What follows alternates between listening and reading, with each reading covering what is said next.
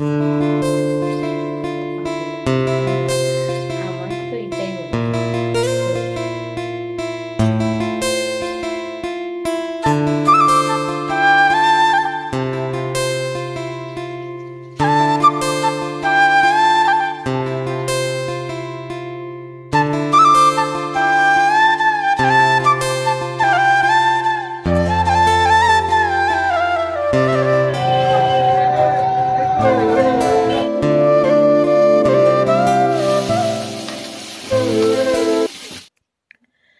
তো দেখো বন্ধুরা, সকালবেলায় মানে কিচেনে চলে এসেছি, তবে শুরু কিন্তু অনেকক্ষণ আগেই হয়ে গেছে আমার সমস্ত কাজকর্ম।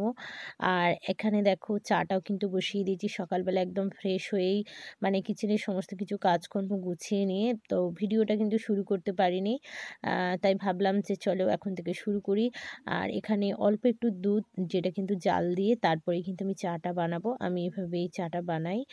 আর এদিকে হচ্ছে ফ্রিজ থেকে সমস্ত মাছ, আমি মাংস সমস্ত কিছু বের করে অনেকক্ষণ আগেই ভিজিয়ে দিয়েছিলাম রুম টেম্পারেচারে।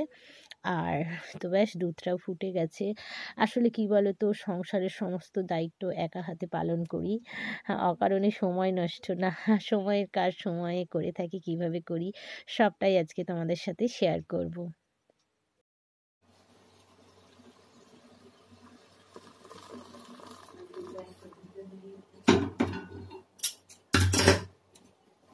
গুড মর্নিং বন্ধুরা, কেমন আছো তোমরা? আশা করছি সবাই খুব ভালো আছো। আমার আরও একটি নতুন ব্লগে তোমাদের সবাইকে জানাই অনেক স্বাগত। আর এখন চলছে আমার মর্নিং রুটিন। তো দেখো ফাইনালি কিন্তু চাটা আমার একদম রেডি। আর এখানে হচ্ছে শ্বশুর মশাই কিন্তু এখনো ঘুমাচ্ছে, ওঠেনি, তার জন্য শুধু হাজবেন্ড আর আমার জন্যই কিন্তু এই চাটা রেডি করে নিলাম। আর সাথে সাথে দেখো এখানে কিন্তু ভাতটাও বসিয়ে দিয়েছি। আর এই তো এখানে চালটাও কিন্তু ভেজানো আছে, তার কারণ রান্না বান্নাটা আমাকে সারতে হবে। তো চলো, সবার আগে এই যে চাটা নিয়ে নিয়েছি, এখন কিন্তু জমিয়ে 10 মিনিট চা খাবো।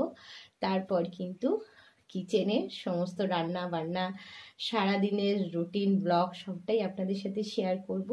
তো সঙ্গে থাকো, আশা করছি ব্লগটা কিন্তু ভালোই লাগবে।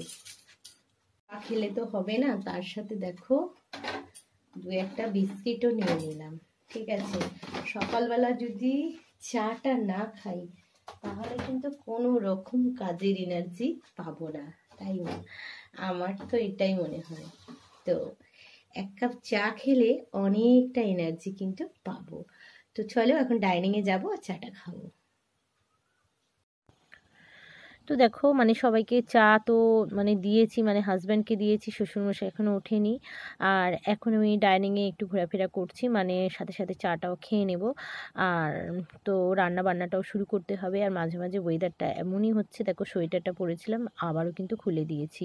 তো এটাই হচ্ছে, জানো তো, কখনো কখনো মানে ঠান্ডা লাগছে, কখনো কখনো গরম লাগছে। তো এটাই হচ্ছে। তো টুপিটা কিন্তু খুলিনি, তার কারণ কানগুলো না এত মানে হাওয়া দিচ্ছে, ঠান্ডা লাগছে এর জন্য। আর এখানে বেশ কিছু দেখো জোগাড়জাতি মোটামুটি আমি করেই নিয়েছি। তো এখানে যে পার্সে মাছ, যেটা একটা রেসিপি বানাবো, আর অল্প কোয়ান্টিটিতেই কিন্তু চিকেন, তো সেটাও কিন্তু বানাবো। তো নুন হলুদ মাখিয়ে নিয়ে তারপর কিন্তু রান্নাটা আমি শুরু করব। আর সব থেকে বড়ো কথা কী বলো তো, সংসারে আমাকে হেল্প করার মতো কেউ নেই, তার কারণ আমার একার সংসার, একা হাতেই আমাকে সব কিছু করতে হয়। আর এই সকাল টাইমটা মানে হাজব্যান্ডের অফিস, ছেলের স্কুল, আর তার সাথে বয়স্ক শ্বশুরমশাই, সবটাই তো একা হাতে সামলাতে হয়। আর হাজব্যান্ডও সেভাবে সকালবেলা কোনো রকম আমাকে হেল্প করতে পারে না। আর ইউটিউবে যে ব্লগ আমি বানাই, কিন্তু বিশ্বাস করবে না, তোমাদের সাথে আমি ঠিকঠাকভাবে শেয়ার করতে পারি না, তার কারণ এডিট এক্সপোর্ট কোনোটাই করতে পারি না। তার কারণ বলতে পারো ইউটিউবে ভিডিও বানানোটা কিন্তু আমার একটা হবি, আমার একটা শখ, আমার ভালো লাগে, তাই আমি তোমাদের সাথে শেয়ার করি আমার ব্লগ। কিন্তু পরিবারের সবাইকে আমাকে সময় দিতে হয়, আর তার সাথে সাথে সাংসারিক কাজকর্ম সবটাই থাকে। তো ভিডিও বানিয়েও কিন্তু আমি তোমাদের সাথে শেয়ার করতে পারি না, এটা আমার নিজেরও খারাপ লাগে। আর যেহেতু এটা আমার ভীষণ শখ, আর ইউটিউবে শুধু এটাই না, আমার আরও একটি চ্যানেল আছে, তো আমি চেষ্টা করি যে দুটো চ্যানেলকেও কন্টিনিউ রাখার চেষ্টা করি, কিন্তু বিশ্বাস করবে না সময় একদমই পাই না। তার কারণ সবাইকে আমাকে সময় দিতে হয়, আর বুঝতেই পারছো ছেলে অনেকটাই ছোট, সব কিছুটাই একা হাতে ও করতে পারে না, তো ওকেও আমাকে সাহায্য করতে হয়। তার সাথে এই সমস্ত কোটা বাটা রান্না বান্না সবটাই কিন্তু একা হাতে। তো আমি এভাবেই করি, পরিপাটিভাবেই কিন্তু ম্যানেজ করি। আর তোমরা বিশ্বাস করবে না, একটু সময় কিন্তু আমি কোনো রকমভাবে নষ্ট করি না। যেটুকু সাংসারিক কাজকর্ম আমি করি, তার সাথে সাথে যে সমস্ত টুকটাক ব্লগগুলো আমি বানাই সেগুলো তোমাদের সাথে শেয়ার করার জন্য আমি চেষ্টা করি যে সময়ে আমি এডিট করে এক্সপোর্ট করে তোমাদের সাথে শেয়ার করব। তবে হ্যাঁ, করেও থাকি, হয়তো একদিনেরটা একদিন দিতে পারি না, কিন্তু পরে আমি ঠিক তোমাদের সাথে শেয়ার করি।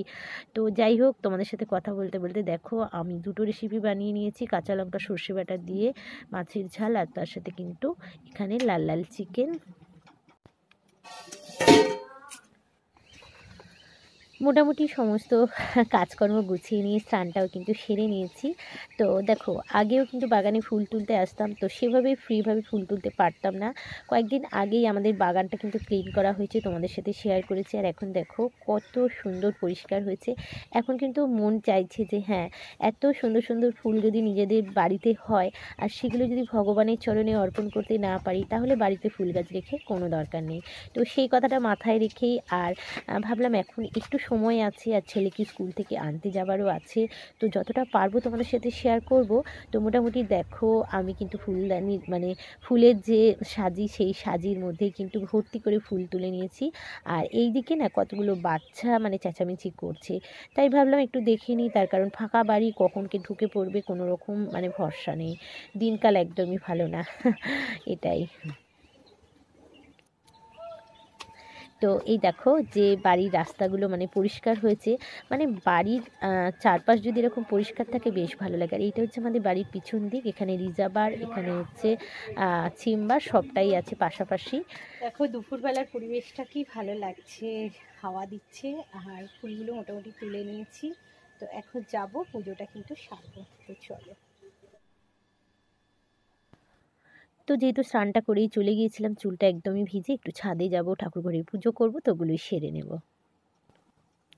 তো দেখো এখন হচ্ছে সন্ধেবেলা, তো সন্ধেবেলা একটু বলতে পারো দরকারেই বেরিয়েছি, আর রাস্তায় এত ঠাকুর যাচ্ছে, তাই ভাবলাম যে একসাথে দুটো কাজ, ঠাকুরও দেখা হবে আর আমার কাজগুলোও কিন্তু সেরে নেব।